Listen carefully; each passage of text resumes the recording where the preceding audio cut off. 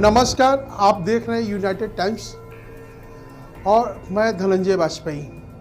मैं आपको एक सच्ची घटना पे ले चलता हूँ। पहले तो आपको बता दूं कि एक लेडी साइको किलर पूनम की ये कहानी है, जो कहानी आपके रोंगटे खड़े कर देगी। आखिर क्या वजह थी कि एक महिला को इतना बेरहम, क्रूर और हत्यारा बना दिया गया? और जब असली चेहरा सामने आया तो वह बेहद डरावना निकला। दरअसल अलग अलग जगह पर 4 मासूम बच्चों की बेरहमी से हत्या कर चुकी थी ये क्रूर महिला।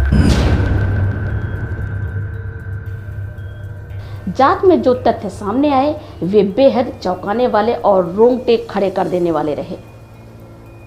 सभी बच्चों को मारने के लिए एक ही तरीका अपनाया गया था और वो तरीका था पानी में डुबोकर मौत के घाट उतारना।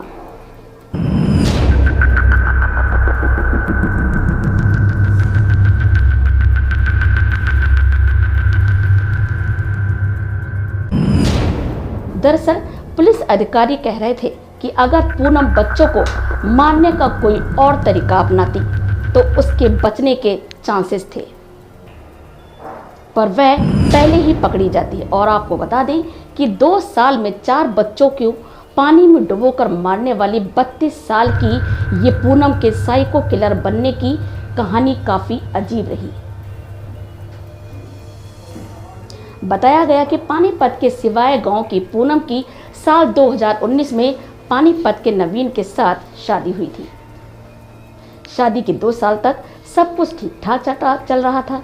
वहीं पहला बेटा हुआ, उसके बाद पूनम के हाव भाव बदलने लगे और उसे सुंदर बच्चों से चिढ़ होने लगी।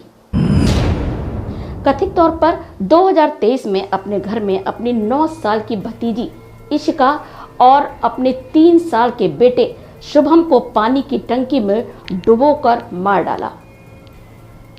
साथ ही पुलिस का मानना है कि उसके अपने बेटे को इसलिए मारा कि अगर वह सिर्फ इशिका को मारती तो परिवार को लोगों को उस पर शक हो जाता। इसके बाद अगस्त 2025 में उसने अपने मायके में अपनी चचेरी बहन की 6 साल की बेटी जिया को भी पानी में डुबोकर मार डाला। इस मौत को भी एक दुर्घटना माना गया, लेकिन वहीं बताया गया कि कुछ रिश्तेदारों को गड़बड़ लगी। अब पूनम अगस्त 2025 में अपने दूसरे बच्चे को लेकर मायके पानीपत में गांव सिवाय में आ गई और वो कई दिन तक रुकी थी। इसी गांव में उसका चचेरा भाई दीपक भी रहता है। साथ ही साथ पूनम की दीपक की 10 साल की बेटी जिया से मेलजोल बढ़ाया। वह भतीजी जिया को खिलाने के बहाने से बाहर ले जाती थी, अपने पास बुलाती थी और उसे दुकान पर ले जाने की बातें भी करती थी। जिया को पार्क में घुमाने के बाद भी पूनम 2 बार जिया के घर में भी सो चुकी थी। वहीं 19 अगस्त का मौका मिलते ही उसने जिया को उसके घर में ही पानी की हौद में डुबोकर मार डाला। शक होने पर उसने झूठी कस्में खाई और कहा कि अगर किसी ने उस पर शक किया तो वह आत्महत्या कर लेगी।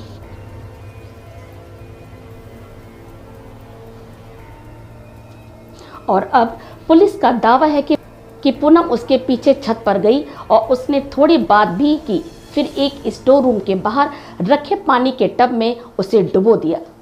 कथित तौर पर बाहर से दरवाजा बंद कर दिया और भीड़ में वापस मिल गई। जब विधि का शव स्टोर रूम में मिला जो बाहर से बंद था तो मामला गंभीर हो गया। पुलिस ने पूनम को हिरासत में ले लिया और पूछताछ में उसने कथित तौर पर 4 हत्याओं को कबूल कर लिया है। आज के लिए बस इतना ही। फिर मिलेंगे। देखते रहिए यूनाइटेड टाइम्स। नमस्कार।